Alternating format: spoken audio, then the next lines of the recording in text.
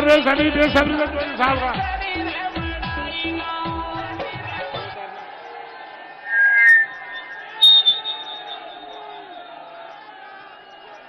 राम राम जी।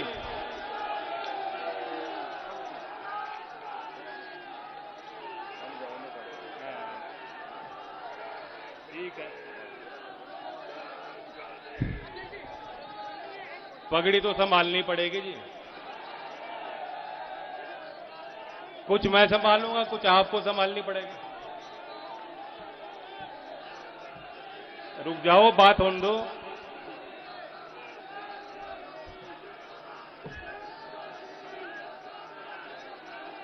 आदरणीय सोमपाल शास्त्री जी, उतारनी पड़ेगी।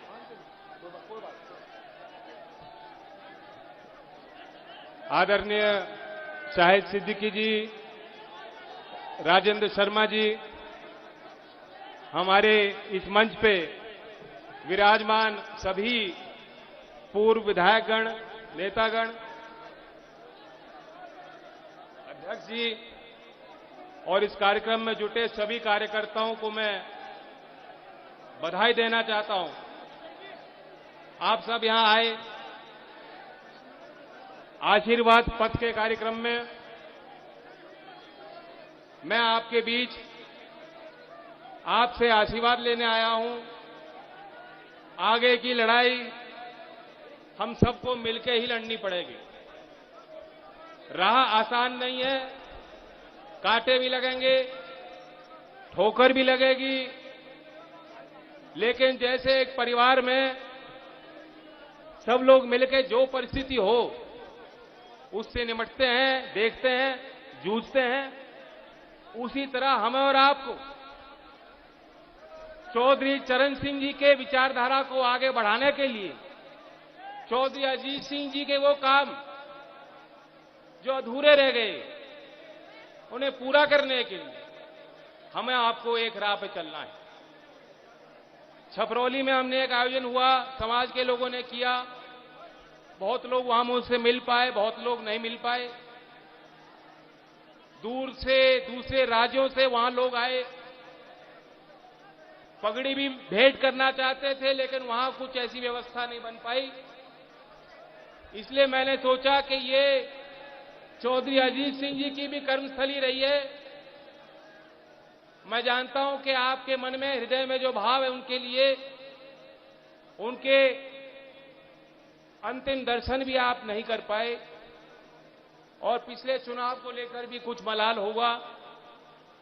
इसलिए हमने तय किया कि यहां मुजफ्फरनगर में कार्यक्रम जरूर रखा जाए और आपके बीच आकर मैं मानता हूं कि हम सबको ऊर्जा मिली। ये पल, ये क्षण हमेशा मेरे लिए व्यक्तिगत तौर से और मेरे राजनीतिक और सामाजिक जीवन में प्रेरणादायक रहेंगे। मैं धन्यवाद तो नहीं कह सकता क्योंकि आप घर के मेरे अपने बड़े हैं, लेकिन मैं आपके आगे हाथ जोड़ के, नतमस्तक होके आपकी शरण में आया हूं।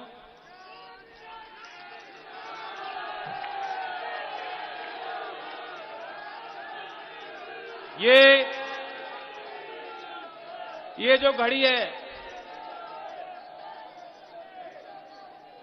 हम और आपको गहरी चोटें लगी हैं, आघात हुआ है,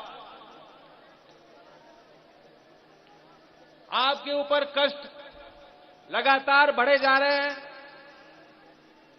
जो अगली पीढ़ी है, जो गांव में हमारे होनहार बालक, नौजवान, मेरी बहनें,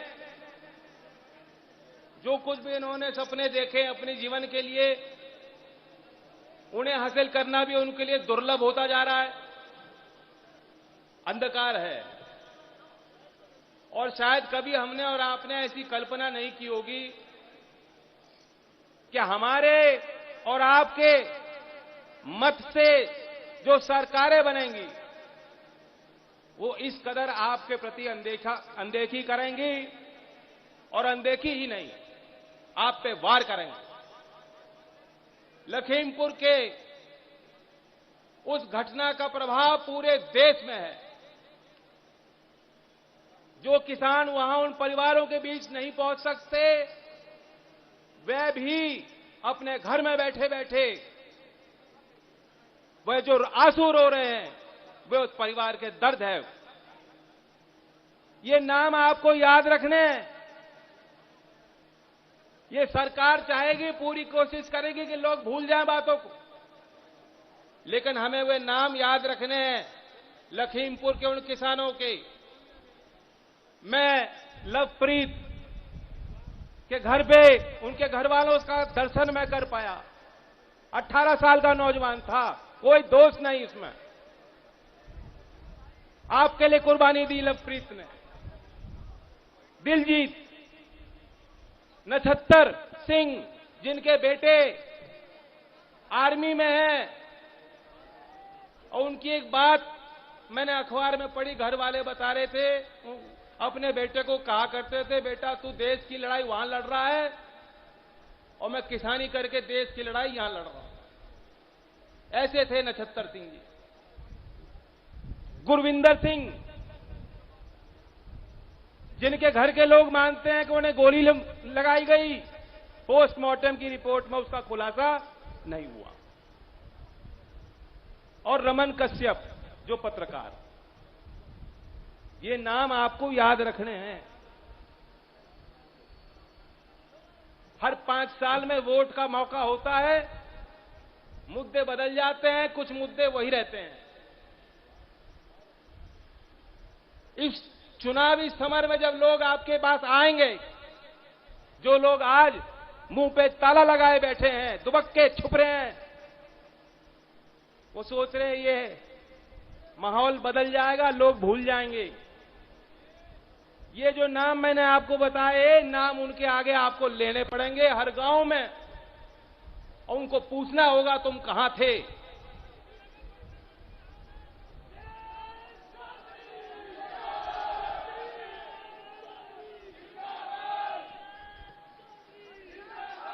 वैसे मुझे कहनी तो नहीं चाहिए, लेकिन उस शब्द का प्रयोग मैं कर लेता हूं। बदला लेना होगा आपको, बदला।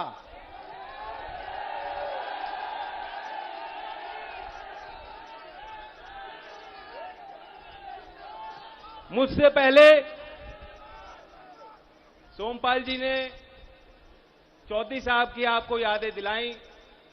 वे बात हमें याद रखनी चाहिए। कैसे कैसे करके चौधरी साहब की जो इच्छा थी कि गांव में पल रहे लोगों का अस्तित्व हो, देश की मुख्यधारा में वो आए, किस तरह आपने उनके साथ वह यात्रा तय की और बड़े मुकाम तक उनको पहुंचाने में आपका हाथ था। मैं आपसे कहता हूं कि वो ताकत आपकी, आप भी भूल गए, हम भी भूल गए, देश का किसान भूल बैठा। अब वक्त आ गया हम फिर याद कर लें। आज जो सरकारें हैं जो किसान का शोषण कर रही, मोदी जी कहते आय दुगनी हो गई, तो 2-2.5 महीने बचे हैं, आय किसी की दुगनी हुई क्या? आंकड़े भी आपके बीच रखे गए, आधी हो गई, आय तो आधी हो गई। कोरोना काल में सारे छोटे बड़े काम धंधे व्यापार ठप हो गए। जो लोग छोटे छोटे कारखाने कुटीर उद्योग चलाते थे, बंद करना पड़ा। जिनको शहरों में नौकरियां मिल रही थी, उनको घर लौटना पड़ा। यहां तक कि मजदूरों को भी कई सौ किलोमीटर किस तरह से भाग भाग के छोड़ के उनको आना पड़ा। आपने अपने चौधरी अजीत सिंह जी को भी उन दिनों में खो दिया। घर घर में वेदना है, कष्ट हैं। हम कैसे उन बातों को भुला देंगे? लेकिन उन्हीं दिनों में जहां आपकी पीड़ा बढ़ी, कुछ लोग मौज कर रहे थे। एक अंतर्राष्ट्रीय एजेंसी है फोर्ब्स, वो हर साल सूची निकालती है कि दुनिया में सबसे अमीर लोग कौन हैं। अभी उन्होंने सूची निकाली है कि देश के जो 100 सबसे अमीर लोग हैं, ये कोरोना काल में जहां सबकी आय घट गई, अंधकार में देश को धकेल दिया गया, इस कोरोना काल में 100 सबसे अमीर लोगों की संपत्ति दुगनी हो गई, उनकी आय दुगनी हो गई। और अदानी जी की तो विशेष मौज है। अदानी जी खूब मौज ले रहे। सबसे ज्यादा तरक्की कोरोना के उस समय में अदानी जी ने करी। मैं नहीं जानता यहां अखबार में बात छपी कि नहीं छपी। छपी है, पढ़ी है? कुछ तो सोचो क्या हो रहा है। ये लूट है, खुली लूट।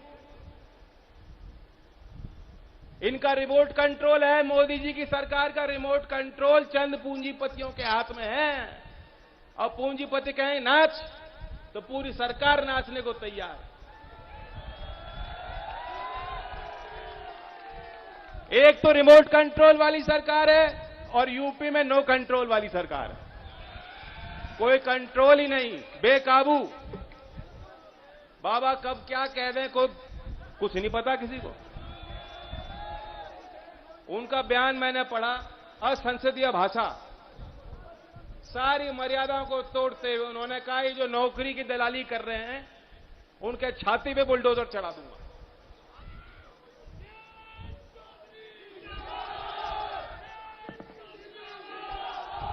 मैं तो आपको कह रहा हूं योगी जी, बुलडोजर चढ़ाने का शौक है ना। अनिल मिश्रा आपके मंत्री हैं, गृह मंत्री हैं। हमारे आपकी नजर में क्या है? वो हत्यारे। जोर से बोलो, क्या है? मैं तो एक और बात जोड़ रहा हूं। इन्होंने 302 धारा लगाई, 120B की धारा लगाई कि ये षड्यंत्र में शामिल थे मंत्री पे, वो लगाई 120B। और एक और धारा है, कानून है UAPA। हाथरस की घटना, हाथरस के बाद अभी जानकारी मिली, जो कुछ पत्रकार वहां पहुंचे थे, 6-8 पत्रकारों को बंद कर दिया। उन पे UAPA की धारा लगा दी। 6 महीने हो चुके हैं, बंद हैं वो। और उनको आज तक चार्जशीट भी नहीं मालूम। उन्हें मालूम नहीं कि हमारे खिलाफ मुकदमा क्या है। ये हालात हैं। किसी के खिलाफ भी UAPA लगा देती है सरकार। अगर आप किसान की बात करोगे तो UAPA लग जाएगी आप पे। गुंडा एक्ट, NSA, आपके घर पे बुलडोजर चढ़ा दिया जाएगा। और यहां पीछे से गाड़ी चलाकर किसानों को जो रौंद देते हैं, हमारी और आपकी नजर में वो क्या है? आतंकवादी। जोर से बोलो, आतंकवादी। हमारे यहां कोई तालिबानी नहीं आने वाला। ये है नए अंग्रेज, काले अंग्रेज। ये है हमारे लिए आतंकवादी। मैं तो मांग करता हूं योगी जी, अगर दम है तो, अगर हिम्मत है तो, अगर खून गर्म है तो ये करके दिखाओ कि अपने मंत्री के घर पे बुलडोजर चलाओ और UAPA की आतंकवादी जो धारा है, कानून है सख्त, वो लगाओ।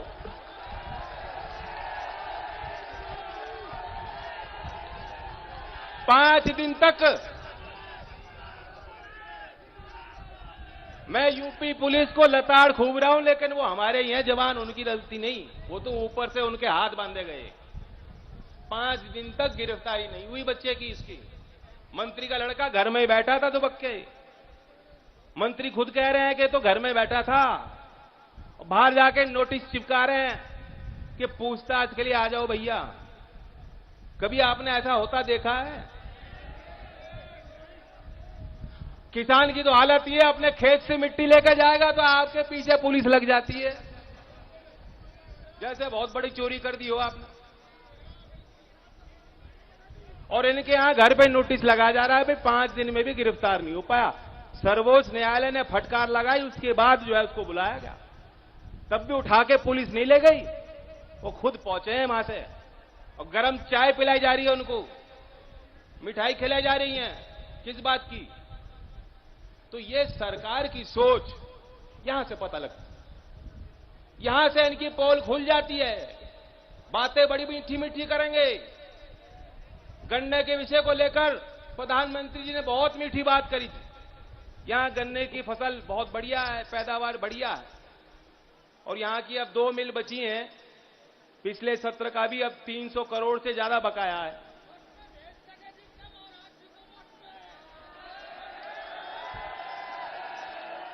लेकिन जब भी बाबा का बयान सुनो, कहो कि हमने गन्ने में तो किसानों के लिए सारे रिकॉर्ड तोड़ दिए। क्या रिकॉर्ड तोड़ दिया आपने? इतनी कंजूस सरकार। रोज 7 दिन हो गए, 7 दिन से रोज डीजल और पेट्रोल का भाव रोज 30-35 पैसे बढ़ रहा है, और 5 साल में गन्ने पे प्रति किलो 35 पैसे बढ़ाए इन्होंने। 35 पैसे बढ़ाए, 35 रुपया भी ना बोलो उसको, 35 पैसे बढ़ाए 5 साल में। रोज आपसे ले रहे उतना, रोज उतना ही उससे ज्यादा वसूल रहे रोज। इतनी कंजूस सरकार।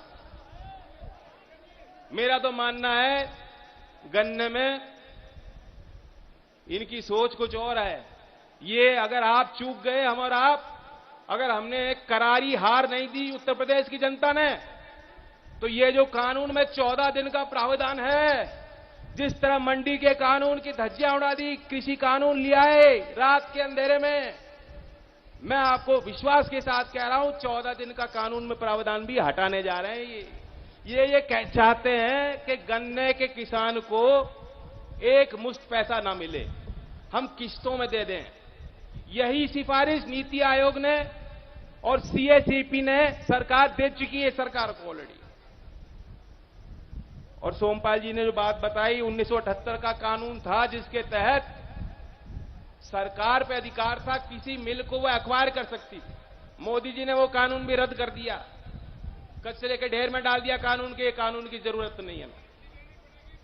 मेरा मानना है कि जो डिफॉल्टर मिल है उत्तर प्रदेश की, सब लोग जानते हैं, किसान भी जानते हैं, वे भी जानते हैं कौन है। हमारी सरकार आएगी, सबसे पहले तो जांच पड़ताल होगी, फॉरेंसिक ऑडिट के माध्यम से हम जांच करेंगे किसने पैसे खाए। पैसे निकाल लेते हैं, पूंजीपति मौज कर रहे, 1.5 2 साल से किसान का भुगतान नहीं हो रहा। इससे बड़ा कोई पाप नहीं हो सकता। आप अन्नदाता के साथ चोरी कर रहे हो।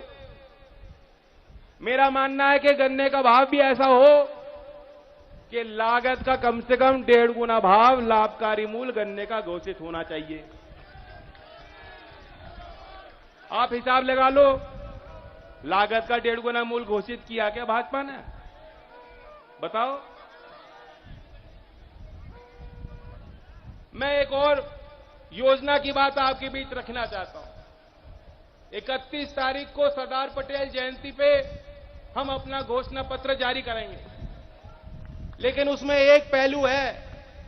नूरपुर की मंडैया से मैंने घोषणा की कि ये जो प्रधानमंत्री सम्मान योजना में 6,000 रुपए देते हैं, हम सभी किसानों को राज्य सरकार 12,000 रुपए करेगी इसको, और जो सीमांत असिंचित जमीन में जो खेती कर रहे हैं उनको 15,000 रुपए सालाना। आज मैं आपके बीच एक नई बात रखना चाहता हूं। आज महान विचारक, स्वतंत्रता सेनानी जयप्रकाश नारायण जी की जयंती है। 1950 में, क्योंकि जयप्रकाश गांधीयन फिलॉसफी को मानते थे और विनोबा भावे से प्रभावित थे, चौधरी साहब भी बहुत पक्के गांधीवादी थे। 1950 में जयप्रकाश नारायण ने अपना विजन पेश किया और उसे उन्होंने कहा सर्वोदय प्लान। क्या कहा? सर्वोदय प्लान। हमारी सरकार आएगी, मैं बताना चाहूंगा कि सर्वोदय प्लान का मतलब क्या है। पहले तो ये समझाऊं, क्योंकि कुछ लोग जानते हैं, जो इतिहास के जानकार हैं, कुछ लोग नहीं जानते। सर्वोदय योजना, सर्वोदय का मतलब सबका विकास। ये मोदी वाला नकली वाला नहीं है। 5 मुख्य स्तंभ हैं उसके। एक तो मानवतावादी सोच को बढ़ावा देना, दूसरा, हर एक व्यक्ति इंसान को जो उसकी संभावनाएं हैं जीवन की, उसे वो आजादी देना कि वो पूरा कर पाए, यानी मानव संसाधन का विकास, उसमें कोई बाधा, कोई अड़चन ना हो। दूसरी बात।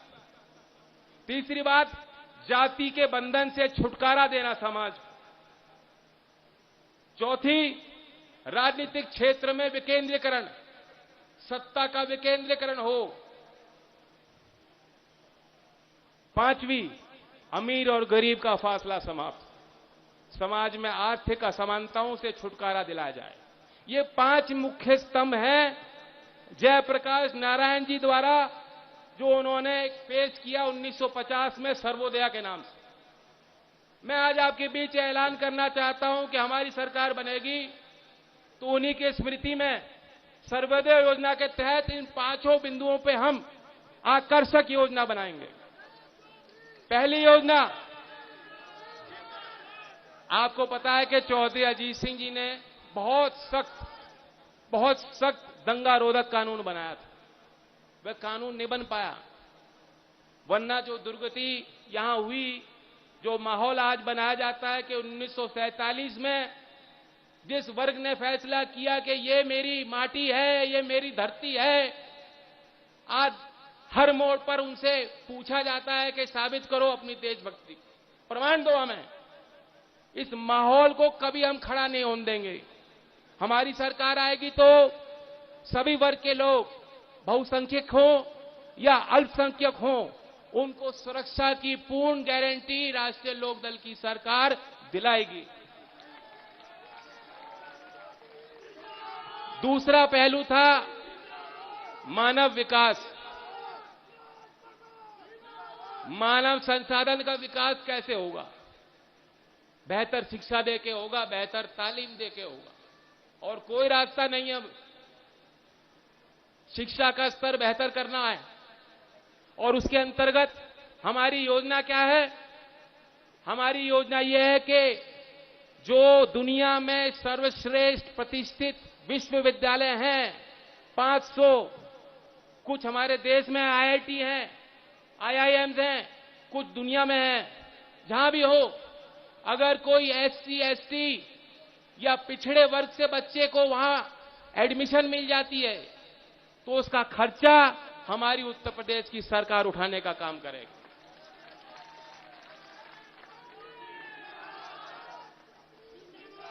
तीसरा पहलू,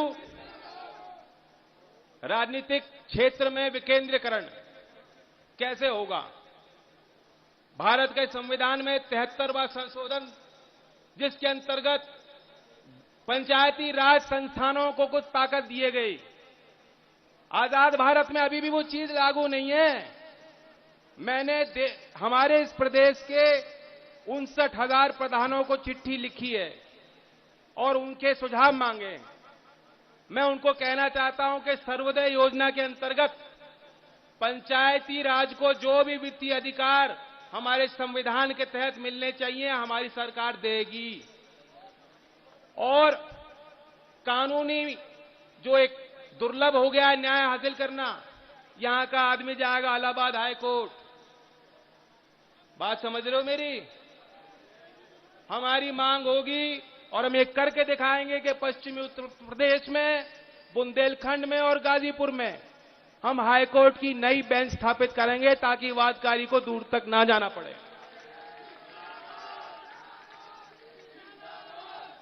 अब आर्थिक असमानता पे आ जाइए। 2 योजना हमने सोची हैं। 2500 करोड़ का हम एक कोष स्थापित करेंगे। जो दिव्यांग हैं, जो SC ST कम्युनिटी से हैं और वो अपना काम स्वरोजगार स्थापित करना चाहते हैं, वे एंटरप्रेन्योर बनना चाहते हैं, उनके लिए एक फंड होगा जो उनको पैसा देगी ताकि वो अपने पांव पे खड़े हो पाएं और लोगों को रोजगार देने की क्षमता उनके अंदर विकसित हो। 2500 करोड़ का जो कृषि के क्षेत्र में नई टेक्नोलॉजी लाते हैं, एग्री स्टार्टअप, उसे कहते हैं एग्रीकल्चरल स्टार्टअप, 2500 करोड़ रुपए का कोष हम उनके लिए स्थापित करेंगे ताकि गांव में अगर कोई कोल्ड स्टोरेज बनाना चाहता है, कोई सीड बैंक बनाना चाहता है, कोई ड्रिप इरिगेशन या नई विधि को किसानों तक पहुंचाना चाहता है, कोई नया बीज विकसित करना चाहता है, उसको पैसा राज्य के सरकार के उस कोष से दिया जाएगा। तो ये कुछ योजनाएं हैं मैंने आपके बीच रखी हैं, और मोटा मोटी तो ये मान लो राष्ट्रीय लोकदल किसानों की फौज है। हमारा वर्कर अपनी छाती आगे करेगा आपसे, आप पे कोई आंच ना आए, और जब आपकी सरकार बनेगी, जो फौज है आपकी, वो ये सुनिश्चित करेगी कि आपकी पूरी मौज हो, मौज। तो आप सब बहुत सतर्क रहने की जरूरत है। मुझसे पहले लोगों ने, वक्ताओं ने बात रखी, मुजफ्फरनगर का आदमी उस बात को जानता है, समझता है। आज जो माहौल बन रहा है उसे बनाए रखें, जो एकता हमारे बीच में बन रही उसे बनाए रखें, हर वर्ग में जाएं। चौधरी चरण सिंह जी की यही पहचान थी कि वो किसी एक जाति, एक धर्म तक सीमित नहीं थे। पूर्वांचल की जमीन पे आप जाएंगे, वहां यादव हो, कुर्मी हो, किसी भी जाति का काश्तकार हो, मजदूर हो, वो ये मानता है कि चौधरी चरण सिंह हमारे थे। जब तक हम ऐसी भावना दोबारा पैदा नहीं करेंगे, आपका ये मंच मजबूत नहीं हो पाएगा। तो इसलिए मैं आपसे कहना चाहता हूं कि अगर आप मुझे पक्के वाला आशीर्वाद देना चाहते हो, पक्के वाला ही देना चाह रहे हैं ना, तो तब होगा अगर हम और आप निकल पड़ेंगे। गांव में जाइए, बस्ती में जाइए, घर घर जाइए, समझाइए लोगों को।